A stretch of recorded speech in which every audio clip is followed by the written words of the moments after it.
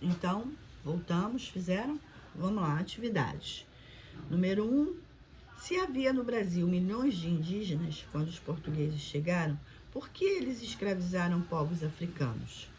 Os indígenas reagiam e os africanos aceitavam a escravidão? Não. O comércio de escravos africanos era lucrativo para os portugueses. Essa é a resposta correta. Número 2, observe esta pintura e complete a ficha sobre ela. Nome da obra, Punição Pública. Nome do artista que a produziu, Johann Moritz Rugendas. O que está representado na pintura? Os castigos que eram submetidos os escravizados que não aceitavam a escravidão. Número 3. Pela pintura, o que você observou na atividade anterior, pode-se concluir que os africanos escravizados no Brasil receberam castigos violentos. Essa é a resposta. Virou. Número 4, leia o texto a seguir e responda. Os griots transmitiam os conhecimentos. Entre os povos africanos, os conhecimentos eram passados dos mais velhos aos mais novos por meio de relatos orais. Em muitos locais existia uma figura do griot, uma pessoa encarregada de contar a história do seu povo mais jovem. Tá aí uma pintura, né? E vamos lá. Letra A. Quem eram os griots? Eram pessoas africanas encarregadas de contar as histórias de seu povo para os mais jovens. Letra B. Na sua escola existem griots. Quem são os griots das suas escolas? Na sua escola existe o griot, né? Tia Meire é um griot. Os professores são griots, né? Eles contam histórias como essa, horrível de se contar. Número 5. E como é a África hoje em dia? Você viu um mapa com todos os países africanos na atualidade? Observe e analise o mapa político do continente africano, depois pesquise e escreva o nome da capital dos países a seguir. Angola, capital Luanda. Moçambique, a capital é Maputo. África do Sul, é a cidade do Cabo. Senegal, Dakar, com K. Congo, Brazzaville, Brazzaville.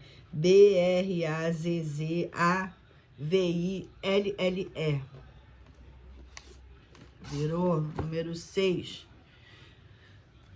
Assinale a principal ocupação dos africanos escravizados no início da colonização. Eles extraíam o pau-brasil? Não. Eles trabalhavam na mineração? Não. Na produção de açúcar? Essa é a resposta. Número 7.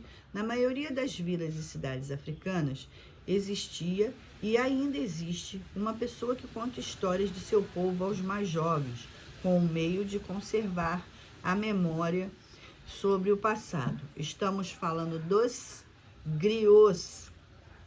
Explique como os africanos escravizados reagiam contra a escravidão e o que eles faziam. Eles se revoltavam contra os capatazes e senhores e chegavam até a matá-los. Fugiam, não se dedicavam ao trabalho e às vezes até se suicidavam. Número 9. Aí é uma resposta pessoal, né? Vocês têm que fazer um desenho, fazer ou colar uma imagem que represente a influência africana na cultura brasileira. Pode ser dança, música, culinária, língua, vocês escolham, tá bom? E as atividades complementares. Como você poderia definir o quilombo? Isso é resposta pessoal e a gente eu espero que vocês saibam que é um quilombo, né? Era um local feito pelos próprios escravos, para onde eles fugiam para se proteger dos maltratos, né? Mas aí a resposta é de vocês. Ainda existem quilombos no Brasil? Sim, existem. Os descendentes dos antigos escravizados fugitivos habitam as terras onde seus antepassados fundaram os quilombos. Tem um quilombo no centro da cidade, bem conhecido. Número 3, observe este quadro pintado em 1859, quando ainda havia escravo no Brasil. Leia a legenda e responda. Fuga dos Escravos, de 1859, de François Auguste de Biard, óleo sobre tela e tal. Quantas pessoas foram representadas? Quantos são adultos, quantos são crianças? Foram representadas 11 pessoas, 6 adultos e 5 crianças. Por que essas pessoas estavam fugindo? Porque eram escravizadas, né? Para onde elas poderiam ir? Provavelmente elas estavam procurando algum quilombo, né? Número 4, nas linhas a seguir, escreva um resumo de tudo que você aprendeu nesta lição. Isso aí vocês farão, tá? Eu espero que vocês façam utilizando as linhas todas que aí estão, e quando voltarem as nossas aulas presenciais, eu farei a correção de um por um, tá bom? Nessa próxima aula de história, que é só na próxima semana, a gente vai falar do Brasil, a colônia portuguesa na América, tá? Então, fiquem todos com Deus.